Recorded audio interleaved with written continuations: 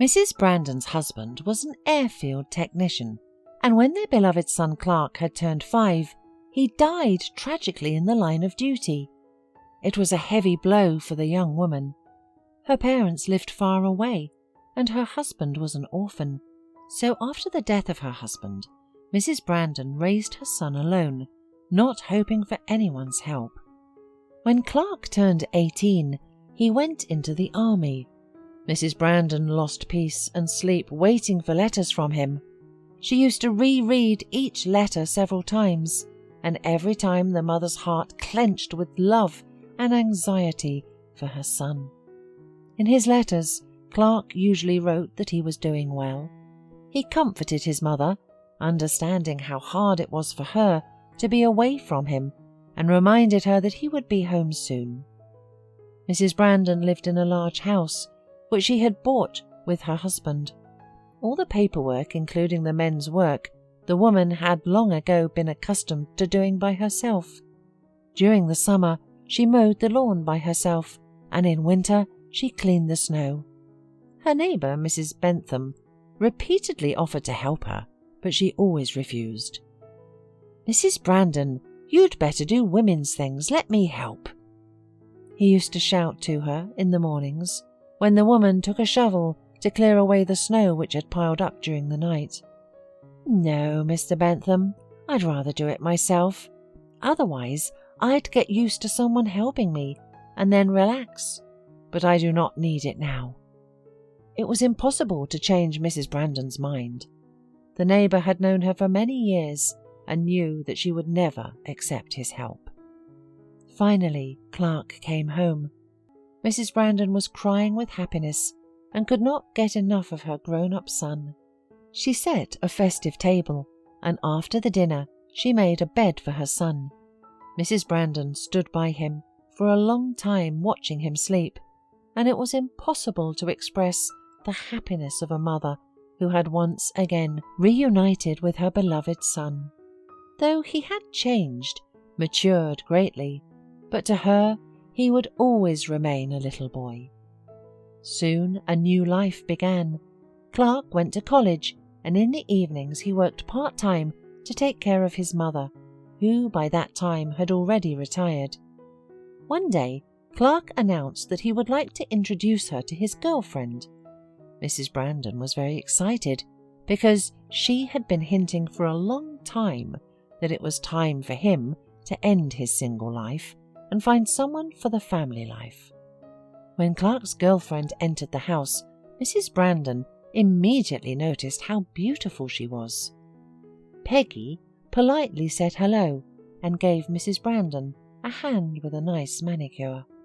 All the evening, the elderly woman did not take her eyes off her future daughter-in-law. She was surprised at how beautiful and well-mannered she was, but most importantly, she saw that Peggy loved her son, and that was the most important thing for her.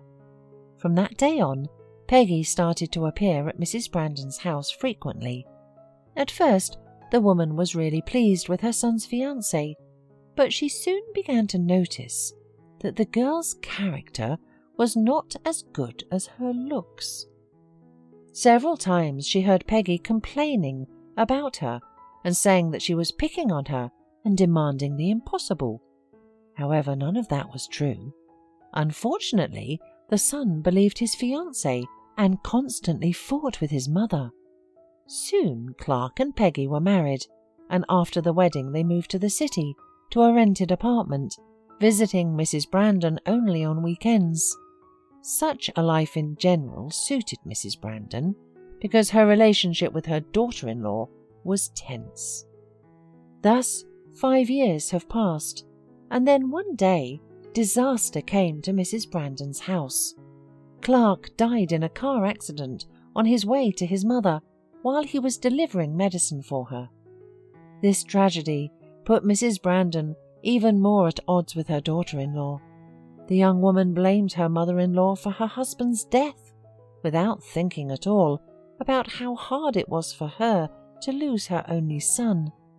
The women blamed each other, and life became a real nightmare for both of them. and a couple of months after Clark's death, Peggy showed up on Mrs. Brandon's doorstep. Since her husband had a share in that house, and the girl inherited it after his death, she decided to use her right and stay here. From that moment on, hard times came into the elderly woman's life. Quarrels with her daughter-in-law occurred almost daily, usually over trifles, and most often the initiator was Peggy. Mrs. Brandon was sad to see how quickly she recovered from her husband's passing, and how she began to dress up and go out in the evenings. One day, she asked where Peggy was going to, and her daughter-in-law's reaction shocked her. "Do you think I should be in mourning all my life now?" "Well, your son is gone. So what? I want to move on with my life." "But it's only been 3 months. How can you live like this?"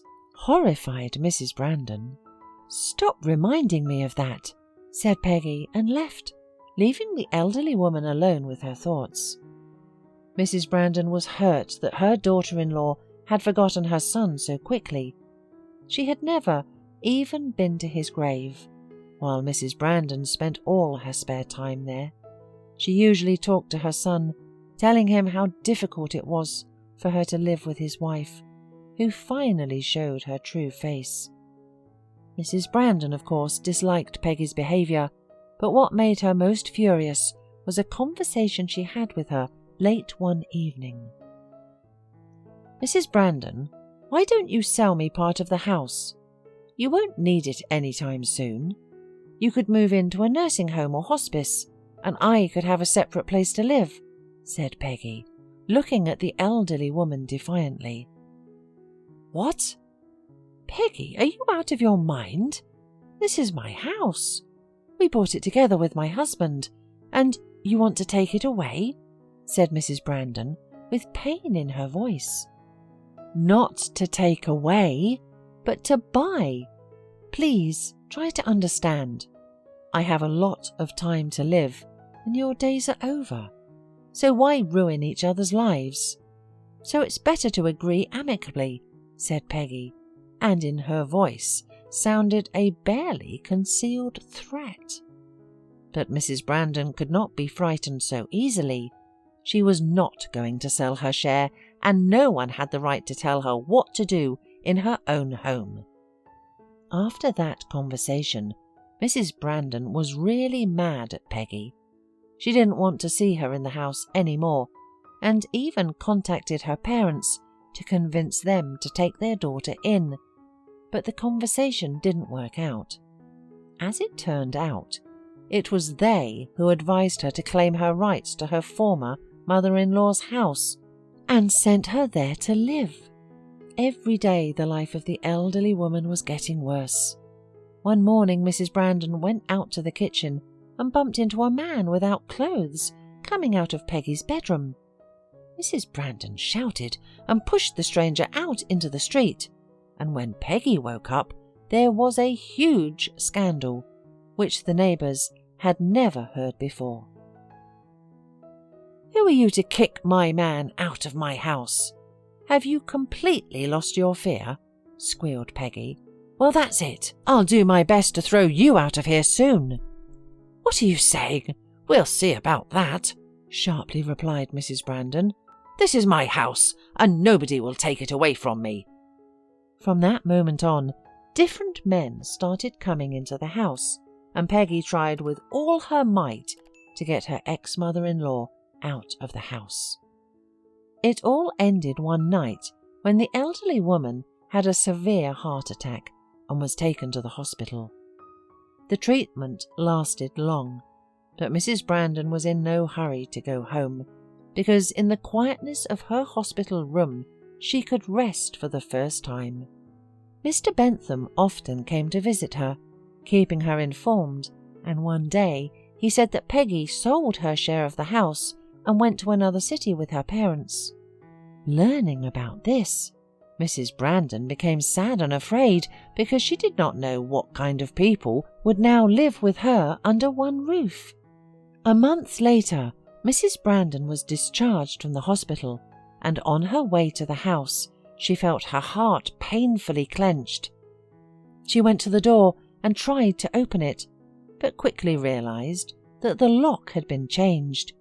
Mrs. Brandon sat down on the bench and cried. It was winter outside. It was snowing, and when a young couple finally approached the house, Mrs. Brandon was already completely covered with snow. Those were the people who had bought a share of the house. They noticed the woman and asked if she needed anything. "Oh, I live here," Mrs. Brandon said, sobbing. "My former daughter-in-law changed the locks, and I can't get home." "No, we're the ones who changed them. We bought Peggy's share and changed the locks because of her. She kept taking things out of the house, even after the sale. So it turns out we're your neighbours." The young woman smiled. She let the elderly woman into the house, and Mrs. Brandon saw that everything inside was the same, except that many things were missing. The lock in her room was broken, and the TV had disappeared.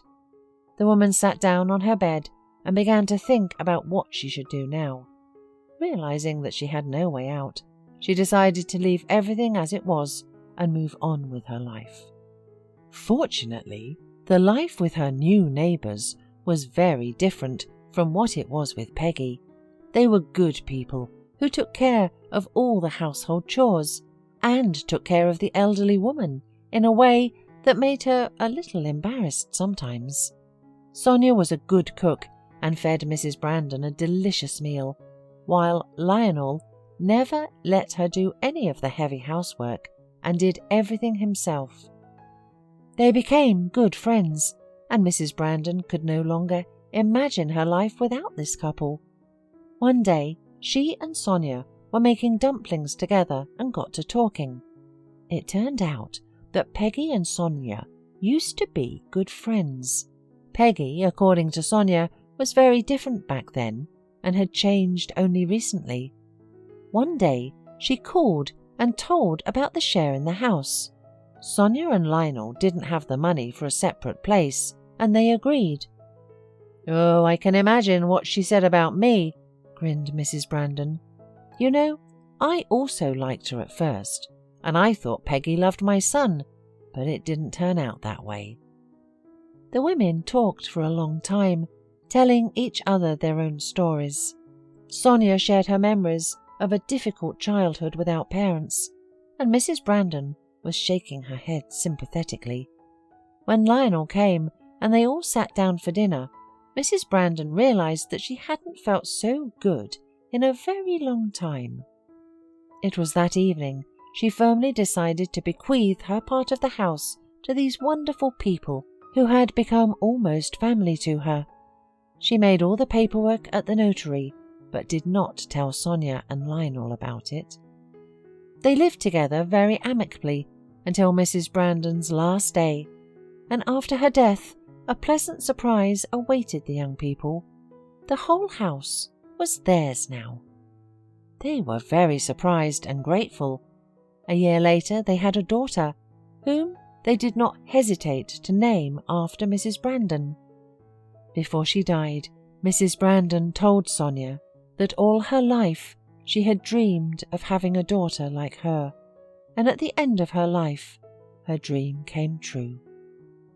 She went to another world as a happy person, surrounded by the love of caring and unselfish people.